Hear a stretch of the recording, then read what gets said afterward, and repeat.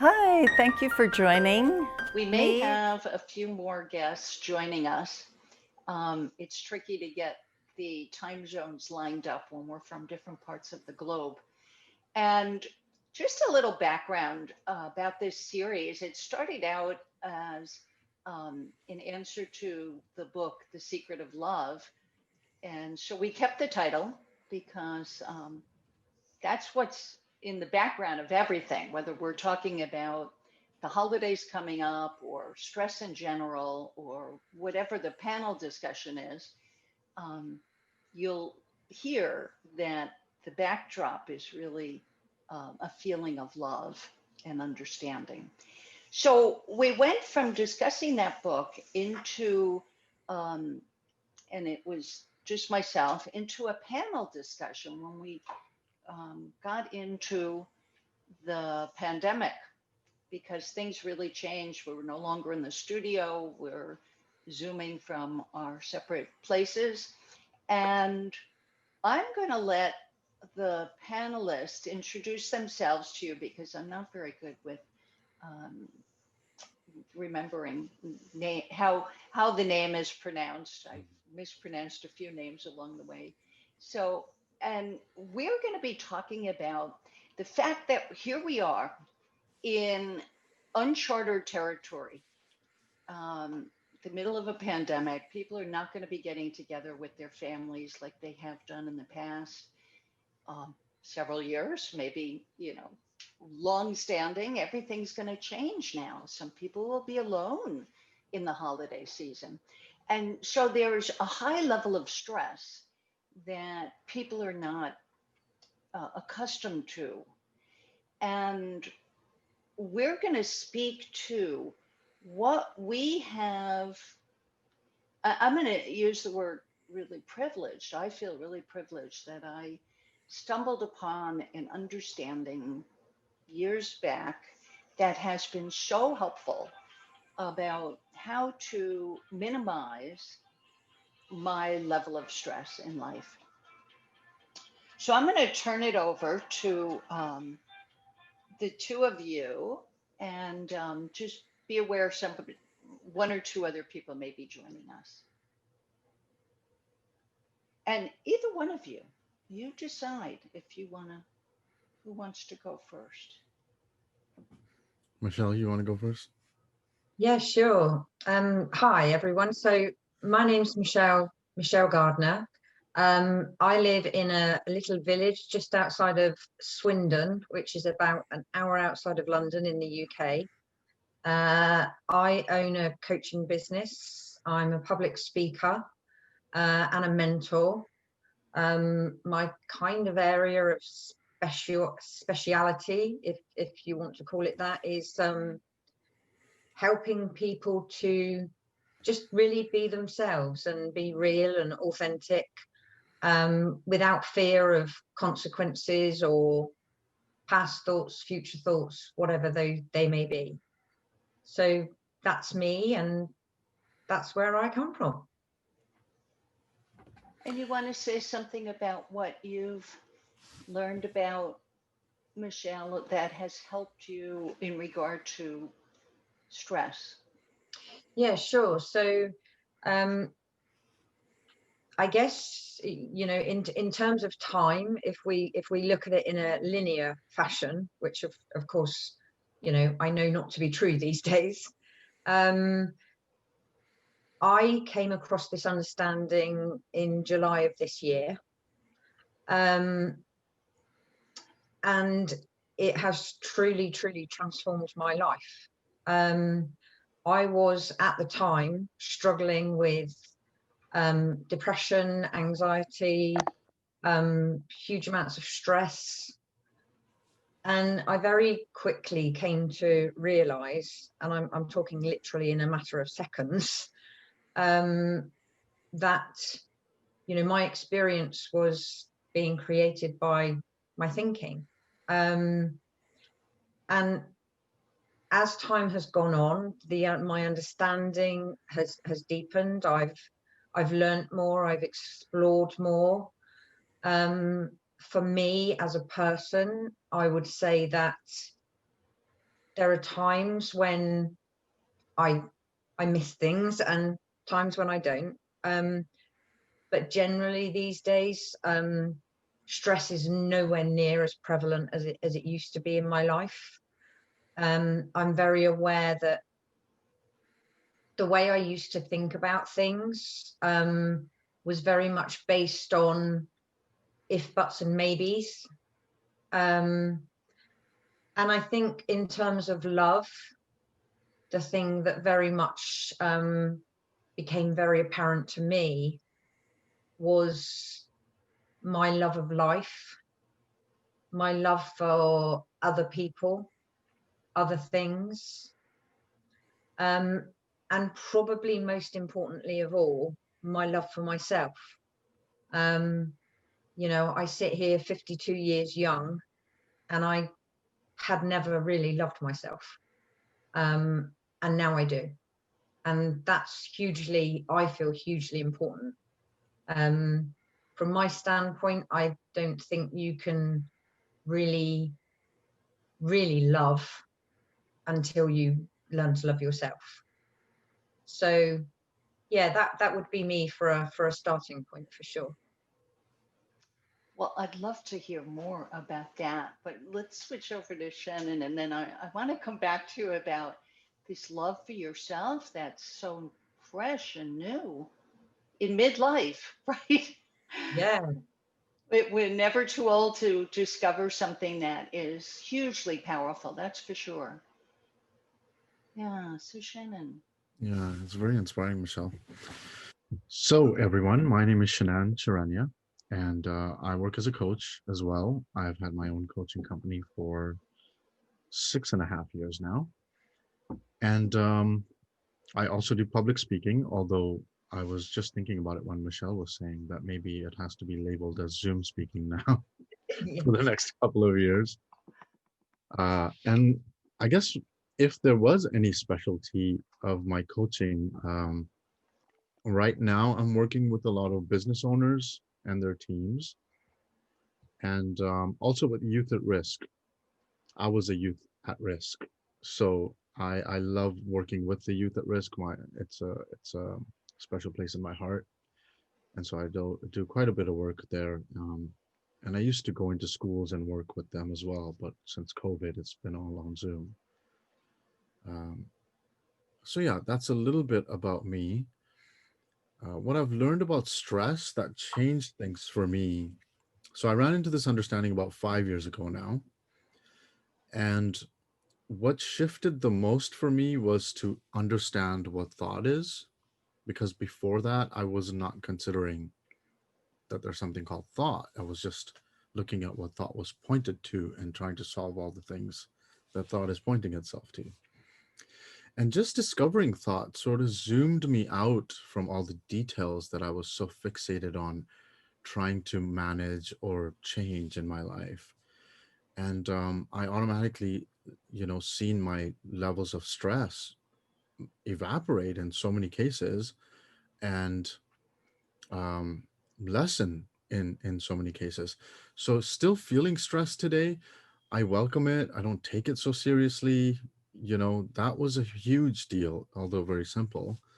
Um, Whereas before, it would really stop me in my tracks. It would stop me from engaging with the day or being involved with any of the projects I'm in, or if I had any meetings with people, uh, and I felt stressed, I would cancel the meetings. That's how stressed I would get. And now it's like, oh, the mind is stressed. It's not me. So that's been quite big. Yeah, that's really something, huh? Yeah. That you would cancel meetings.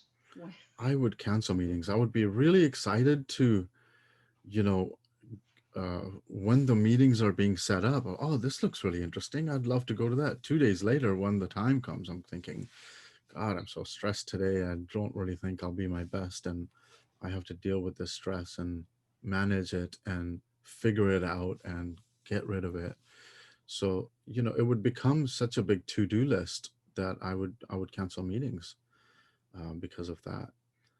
And after seeing the source of stress and where it's coming from and how it just passes through us and that obviously it is made of thought, which really sounds obvious now, but it really wasn't back then.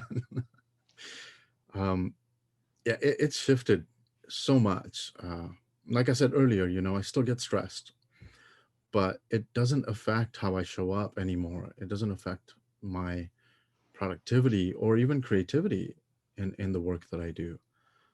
So it's exponential in its benefits, this understanding. Yeah, like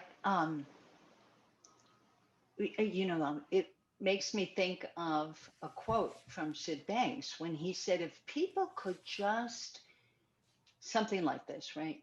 I'm not really good with remembering exact quotes, but if people could just um, not be afraid of their feelings, if they could just experience their feelings and know that they come and they go, that's, they don't define us. Yeah.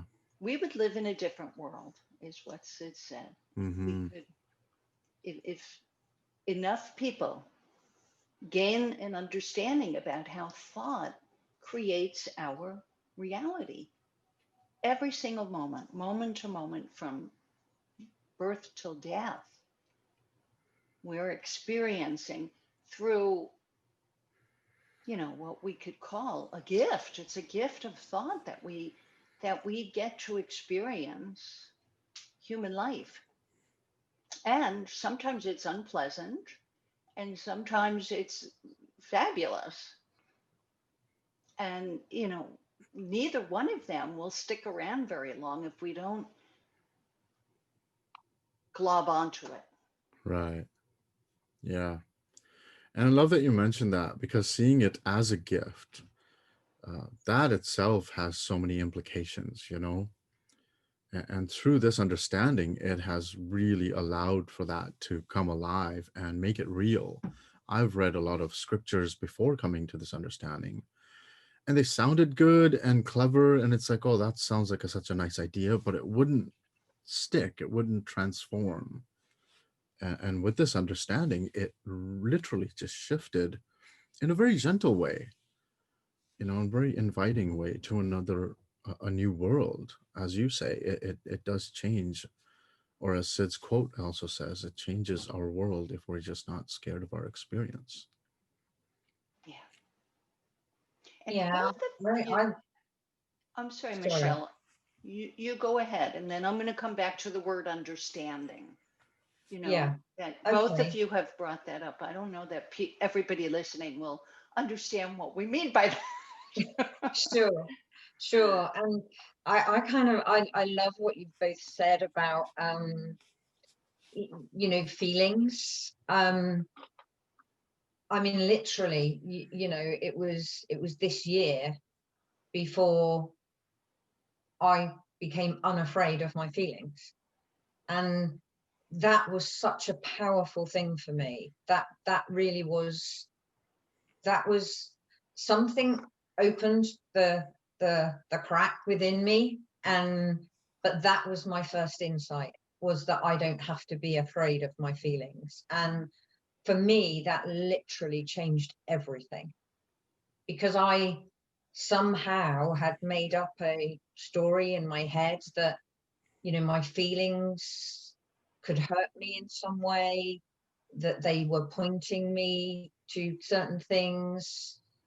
Whereas now I very much realize that they're, they pretty much, your thoughts come and go, and you can't have a feeling or an emotion without having a thought. And it's only when we try to, what I've heard described as an additive approach, when we try to, prod these things, or we try to figure them out, that we kind of get ourselves tangled up. And that really has been such a revelation for me. Those few things in themselves. And, I experience now a level of peace and calm, and a level of love for myself, other people, life, and everything that I have never experienced in my whole life. And you know, we're human, and life has its bumps in the road. But knowing that I don't have to be afraid of that anymore has opened so many new doors for me. It's allowed me to move forward, to do things that I was scared to do before, allowed me to be who I really am, do what I want to do, say what I want to say without fear. And I think probably for me, that's been one of the most amazing things. And it truly is, as you've both said, it's a gift. And it's one that I will be forever thankful for. How did you stumble upon this? Well, do you know, I kind of have a theory about that as well. I kind of think that I don't really think anybody stumbles across it. I think, you know, it's a case of what's the saying? When the student's ready, the teacher will appear. And I think I'd been, you know, just like everybody, had bumpy things go on in my life. And I was talking to a friend, a really good friend, and she asked me if I wanted to join a webinar that she was holding. And I tried to join that webinar, and for some reason I couldn't get onto it. And I landed up on another webinar where people were talking about the 3 principles. And I had absolutely no clue what they were talking about, but it piqued an interest. And I found another webinar for later on that week. I joined that call, and a gentleman was a guest speaker, and he was talking about love. Actually, that was the theme of that week's discussion. And I remember so vividly at the end of the call, when they opened up for people to share their, you know, observations, questions, whatever.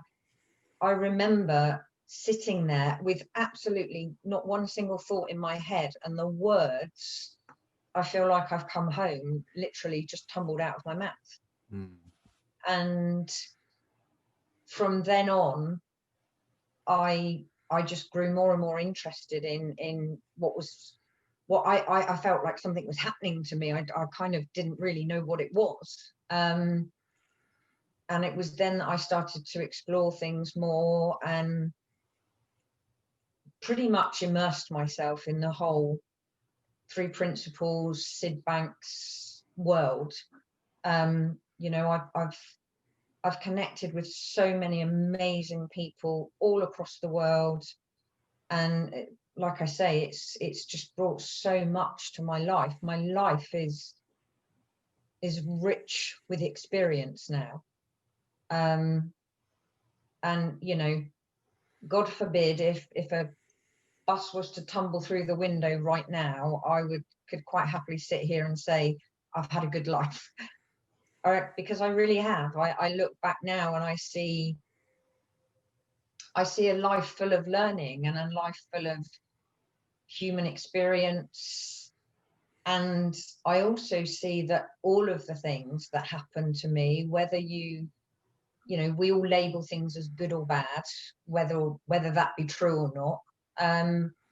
I also see how all of those things led me to be sat here right now having this discussion. And you know, that's in itself, that's just amazing to me. I mean it's literally mind-blowing. That's great. Thank you, Michelle. And Shannon, what do you say about, how would you describe this understanding? God, it's difficult, I say, to describe it, only because it changes all the time. And as soon as I can see it, within about 6 months, I go, oh, I have a new description about this understanding now. I think right now, how I'm describing it is it allows us to see how our experience of life is being formed moment to moment, and that the understanding uh, itself is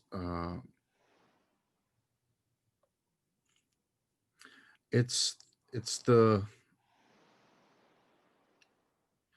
see when we see what it's actually pointed towards, we start to get an understanding as a byproduct, right? That's what I'm seeing right now, is that I used to be really fixated on this understanding, and it was turning into a belief Mm. until I started to see, no, you want to look at what it's pointed to continuously.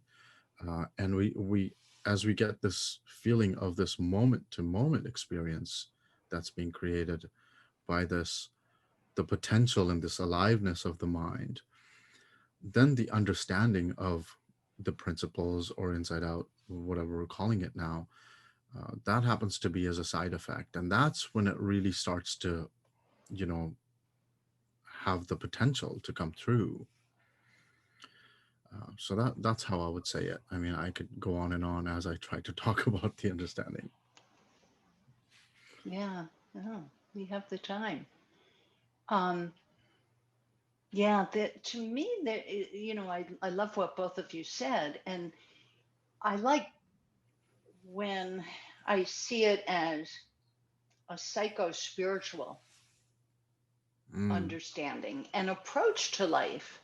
You know, that if I, and in the moments that I'm not caught up in my world of thought that appears so real, I'm not caught up in some out there reality, it's just so much easier to just um, mhm, see it as, you know, I think you both said, as this moment, this experience in this moment. And sometimes there is something to do about that experience. You know, if you realize a fire is happening, you're going to do what you can to douse the fire, because we're living in a world, in a physical world.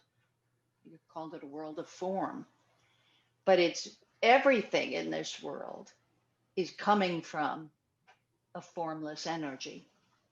And when I saw that, because I don't know, when I first ran across this, and my first lecture that I attended of Sid Banks, um, I thought it was, you know, something that I had to try to grasp or figure out. You know, that's how I interpret the word understanding. Like there's something I have to mm, figure out with my brain, my intellect. And at some point, I realized, you know, it's so much deeper than the brain intellect. There's this intelligence that's so much deeper that we're all a part of. That, you know, that just really blows my mind. And I want to get back to Michelle about self love, but I also want to make sure, well, we have about a half an hour more. I want to make sure we also talk about how both of you are seeing the holidays coming up. How is that?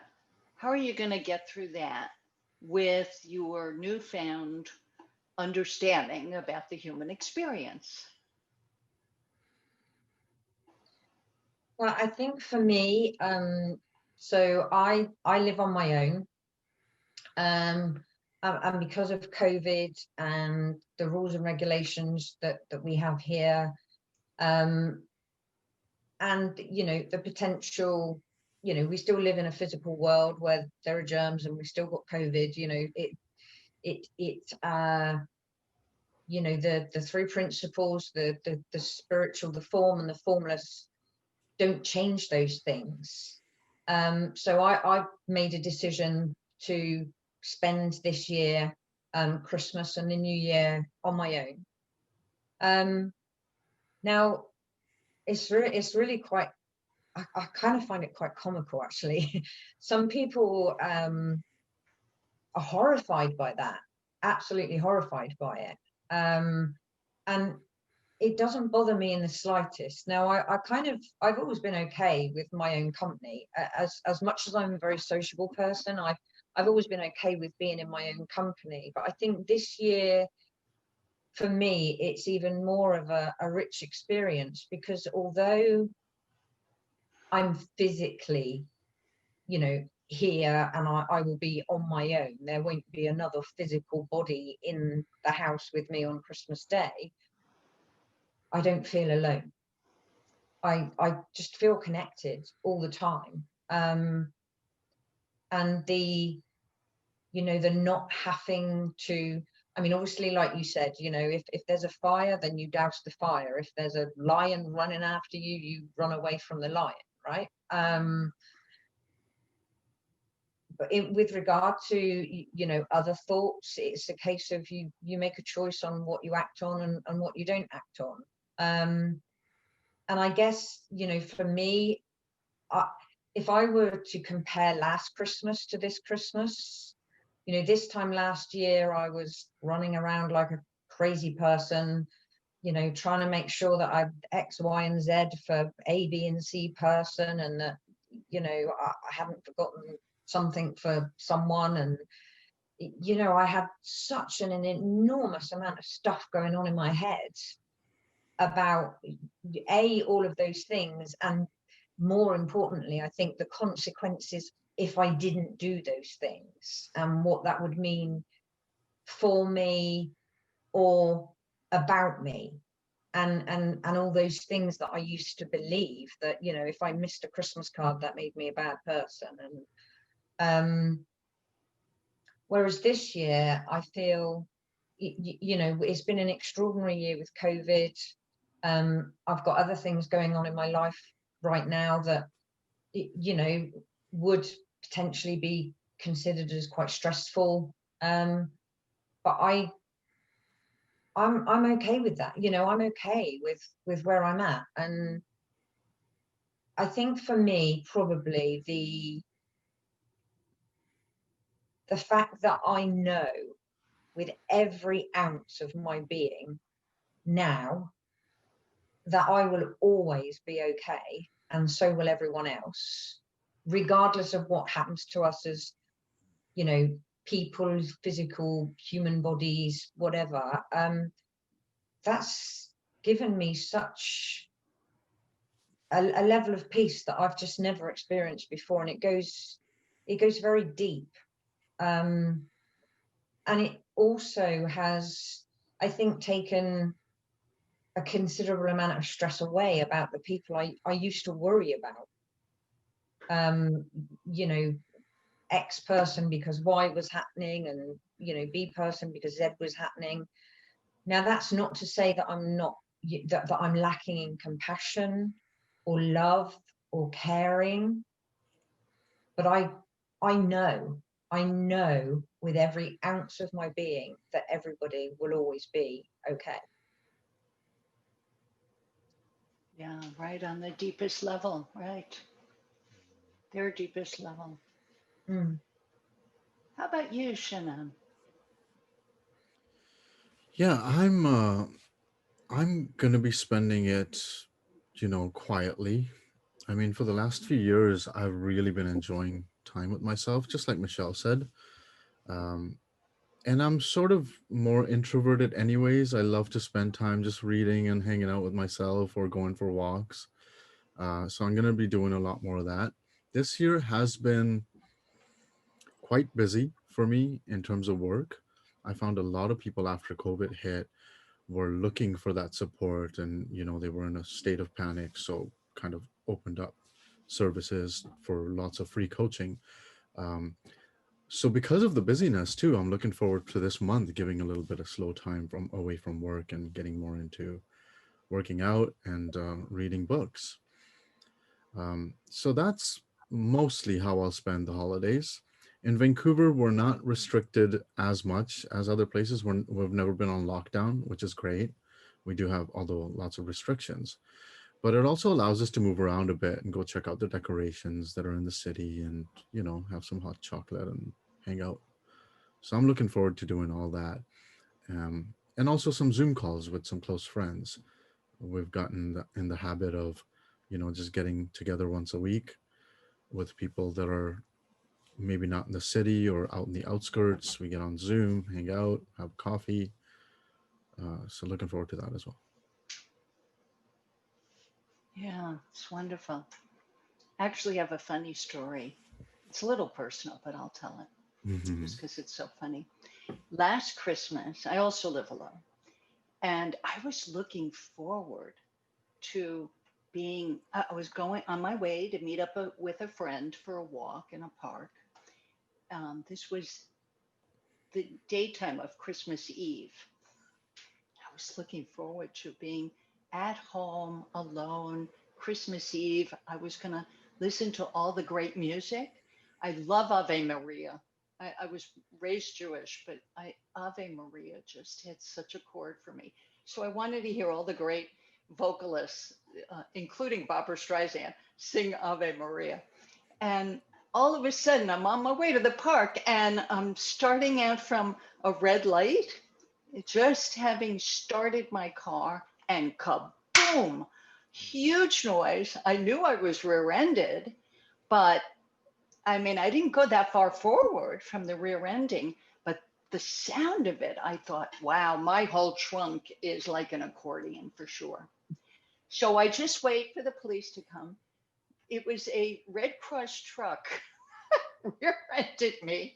And Red Cross is like, you could see the sign for Red Cross. And right next to that is a hospital, big hospital. So I wasn't hurt. I didn't hit my head or anything. But when the police came, I was like rubbing the top of my head. And he said, your head hurts? I said, yeah, I don't know. I didn't bang it. He said, well, you should go to the hospital. It's right there. Do you want me to call an ambulance? And I'm thinking, that's crazy. I don't need an ambulance. So, and by the way, I get out and I look at the back of my trunk. You could hardly see a dent. There was hardly anything there. It was bizarre that it would be such a loud noise. So I drive to, I'll go to urgent care because they are recommending I might have had a concussion. You never know. Urgent care is so close to me. So urgent care checks me out and they said, well, you should go to the emergency room just in case you have an aneurysm. And they wanted to bring an ambulance. And I'm thinking, that's like so over the top. That's way too much. So I said, I'll go home. I'm really hungry. If I'm going to be hanging out in an ER, I have to eat something first. And I live so close. Okay, but we're going to call you and make sure that the ambulance is picking you up. So I eat something. I pack a bag just in case. You never know. The ambulance shows up.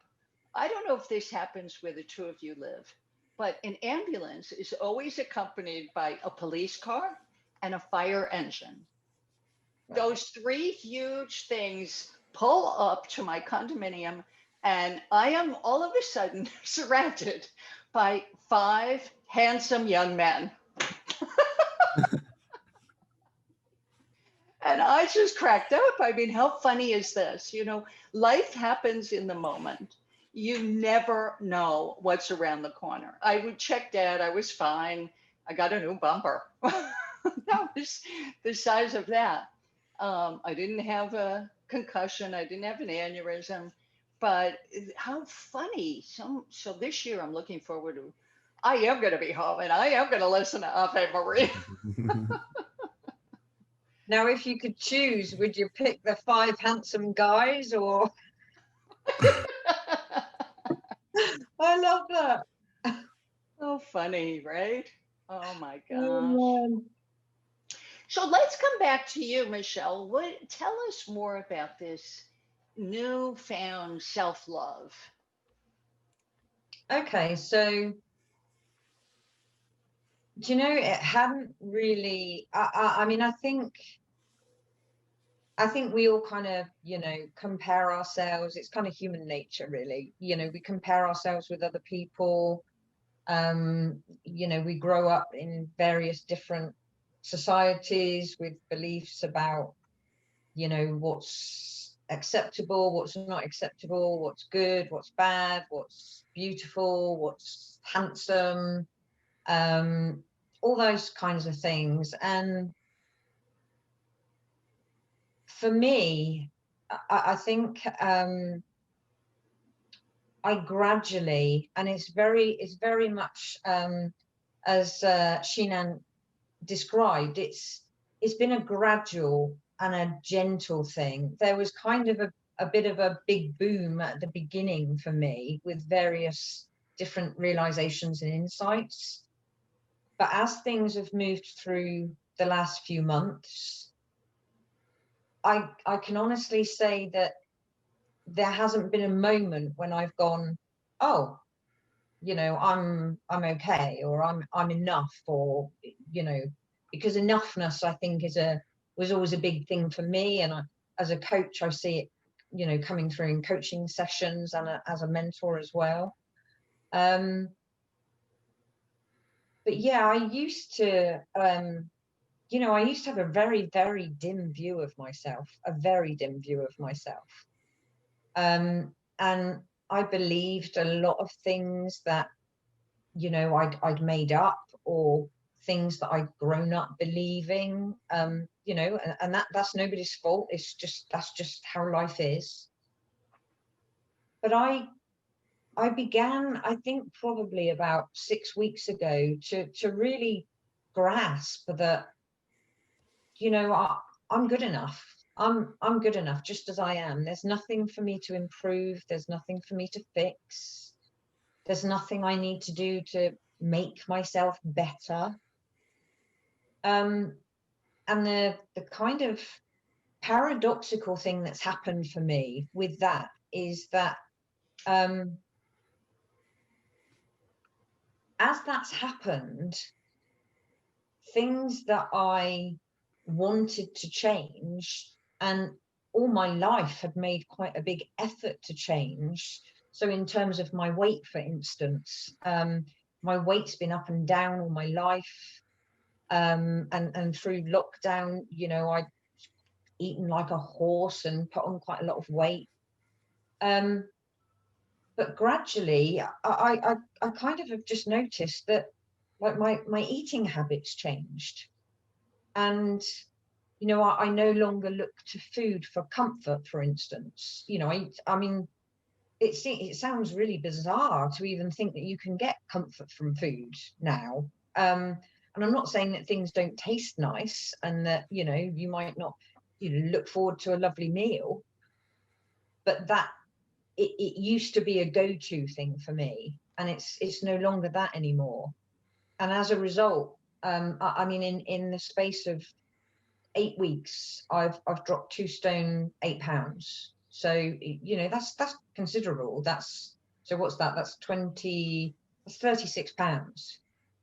But also I've stopped beating myself up about, you know, whether if whatever I say, I used to filter what I said, because I was very concerned about, you know, if that person dislikes it, or I might offend that person over there, or, you know, whatever. And I think that self-love and knowing that I'm enough, and that, you know, in my own right, I consider myself to be a beautiful human being, and I love myself enough to take care of myself now, which used to be really sketchy for me, very sketchy indeed. Yeah, now I just, yeah, a sense of enoughness, I think, is probably the big thing.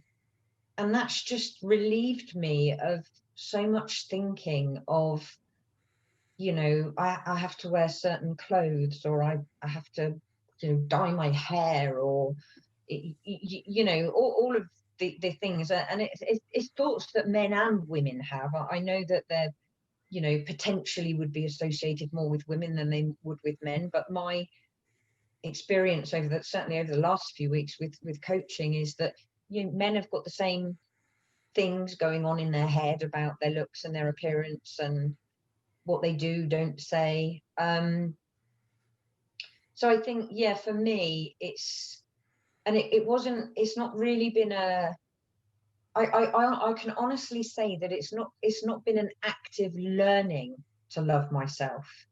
It's it's been very gentle, and it's just kind of happened.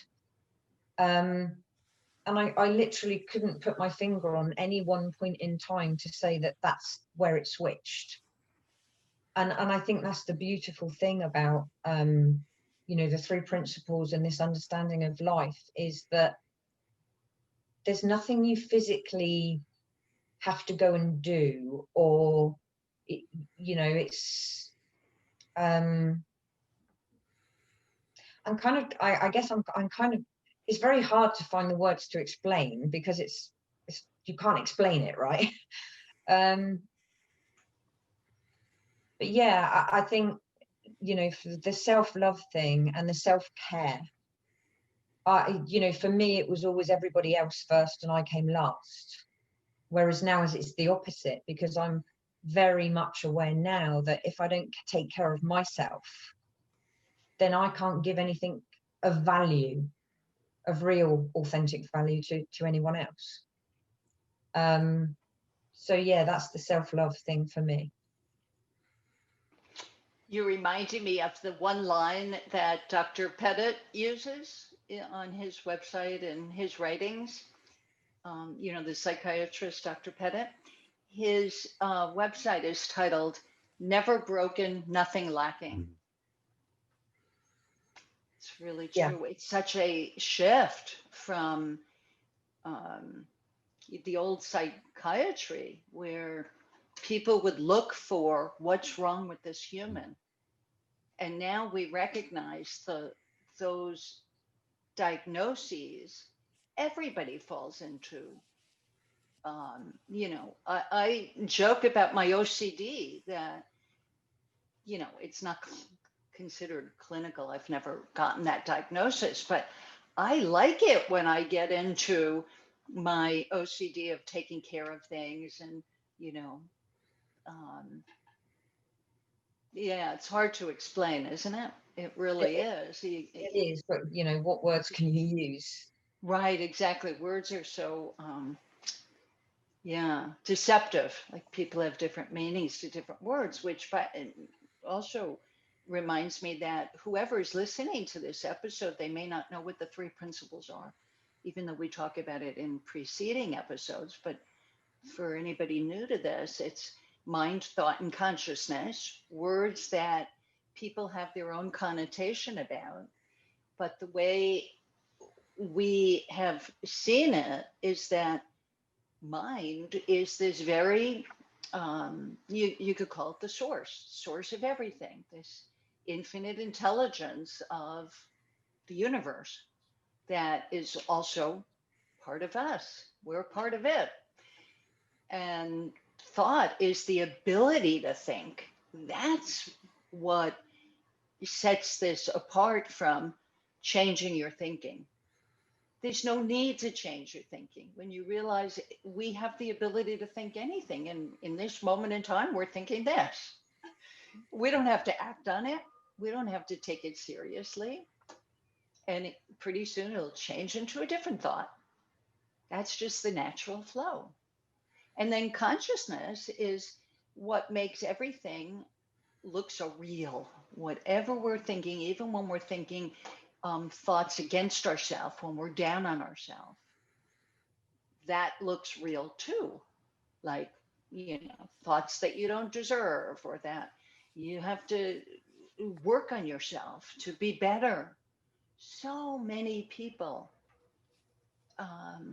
feel that. They're like always working on themselves. And the backdrop of that is, I'm not okay. That's the backdrop. It's great to learn and, whatever interests you, but not as a purpose, a goal of improving yourself. There's no self-improvement that you can do to yourself or somebody else can do to you. We grow and evolve through understanding the human condition.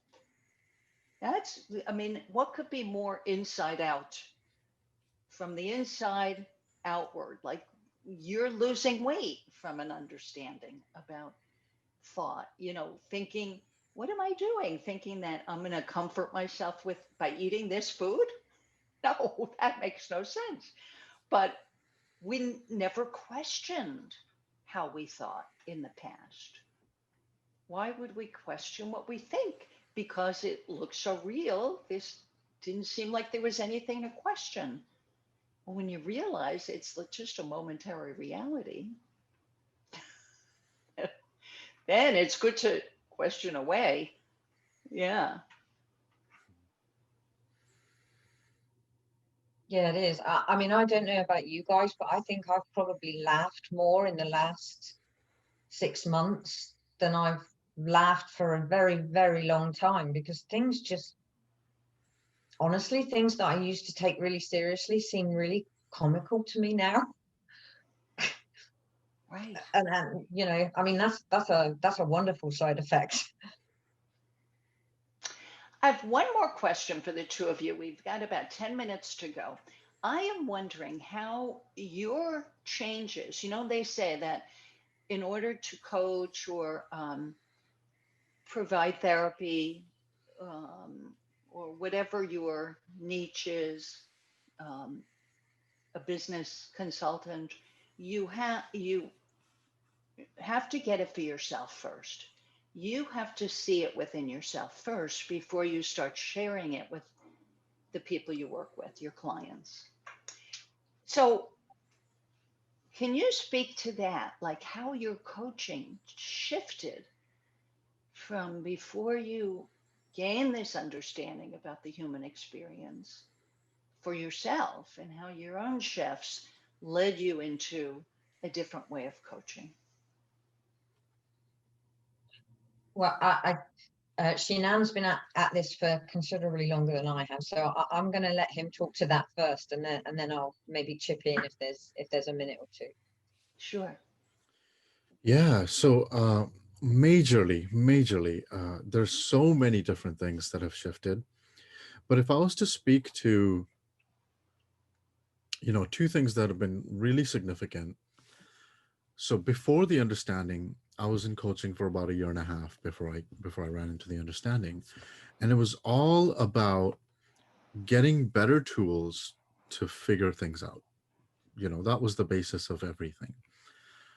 And actually, that's what I was looking for when I came into the three principles. Oh, here's another tool for me. And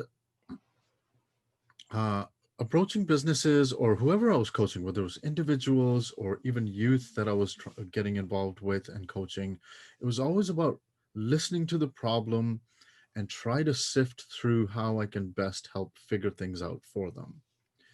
Right? So that's one piece. The second piece was there was a coach and a coachee. You come to me with your problem and I will help you figure things out. So I'm on this pedestal and you're down there with the problems. The third thing was I could only take about 3 a day because I'll take so many things on and I'll be emotionally exhausted. Now, all three things shifted dramatically, right? First thing is there's nothing to figure out. So now when I'm listening to clients, when I'm speaking to clients, when we have sessions, I'm just listening for the feeling that they're coming from, the intention behind what they're saying. And I'm not so worried about taking things that they're saying seriously. Quite often, I don't even remember what they're saying within 10 minutes, because I'm not listening to try and figure things out.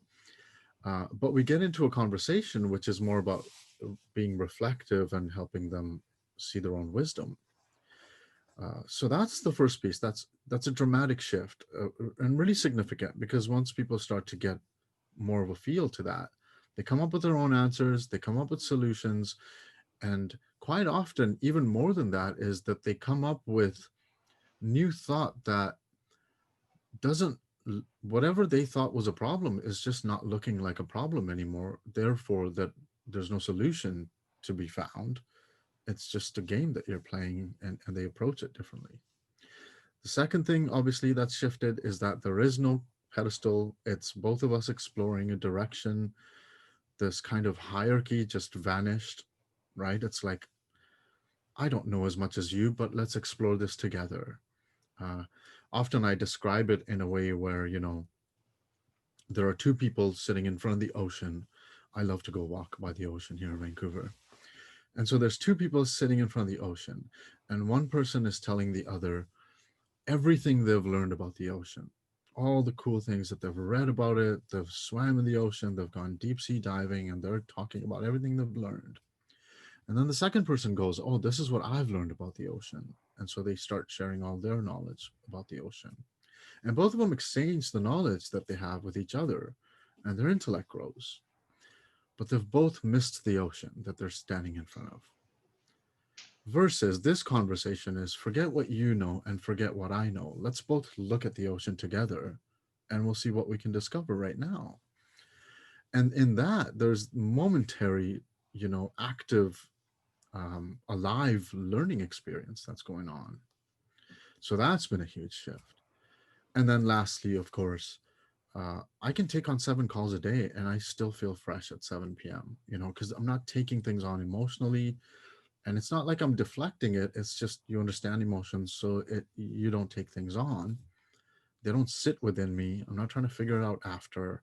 I'm not staying up at night going, God, I wish that client will see it this way. You're not worried about that. So that's been a huge, huge shift as well. What a great metaphor. Looking at the ocean of life. Yeah. I love that. Yeah, that's been landing really well. Yeah, I love that, because that just gets missed. There it is in front of us and we miss it,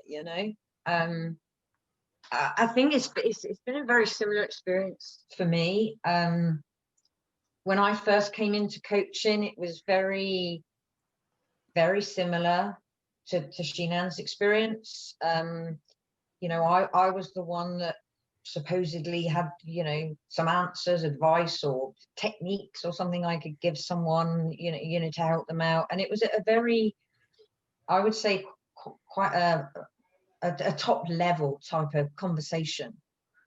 And I did used to, people used to come to me and say, well, I've got X problem, I've got Y problem, and I used to believe that it was a problem. Now I don't. So I think for me, I used to, when I was first starting out, I used to have this huge amount of thought going on about, oh my God, I need to make sure I ask the right question. And if I don't, I could, harm this person in some way. And, they could, be terribly upset for a month after a session with me.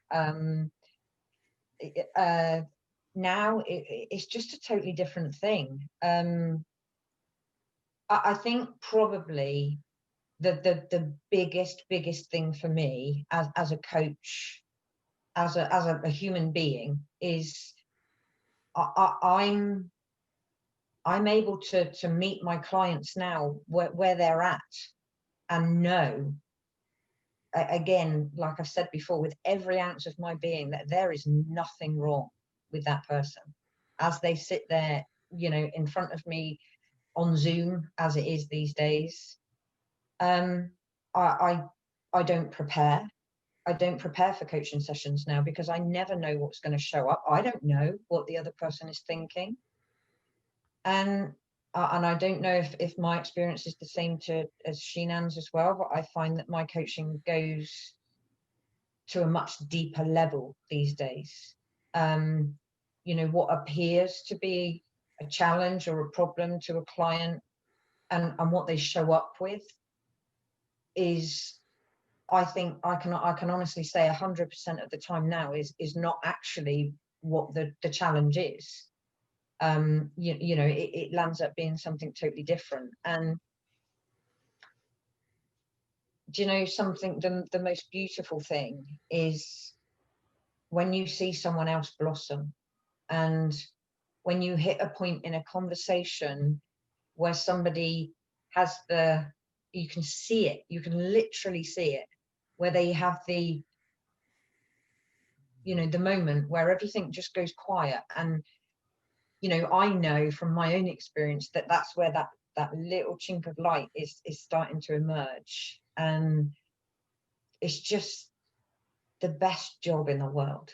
It's the best job in the world. And I also, you know, used to worry about clients after they left or I finished speaking to them, and used to, you know, think it was on me to kind of help fix them. And, you know, I know that's not the case anymore. So I literally feel full of energy after, you know, 7 hours of coaching. I could quite happily do another 3 or 4 because I don't take things on, and I love what I do. I just love it. I absolutely love it to bits. So yeah. Yeah, my field is as a therapist, and I'm so, you know, the norm, yeah, for therapists and probably for coaches in the old style of coaching and therapy is a lot of burnout. I never experienced burnout all these years. I first met Sid in 1985. All these years, I never. It's as exciting today as it was then.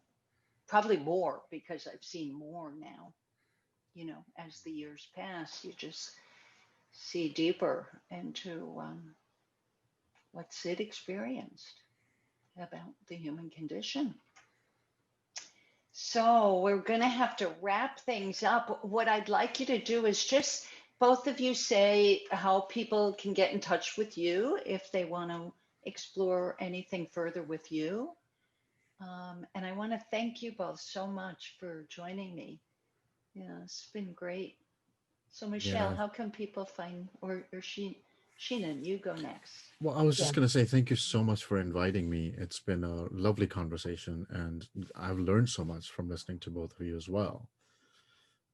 If anyone is wanting to get in touch with me, it's very simple, Shanann Charania through Facebook. I'm quite active on Instagram as well, or the website is www.shananncharania.com, and you can get hold of me through that as well. I love your Instagram posts, by the way. You, Oh, thank you you. write so well. I really like the way you write about this understanding. Thanks. I'm learning more and more about writing, so I'm enjoying it at the moment as well. Yeah, it's fun, isn't it? Yeah. Yeah. Michelle.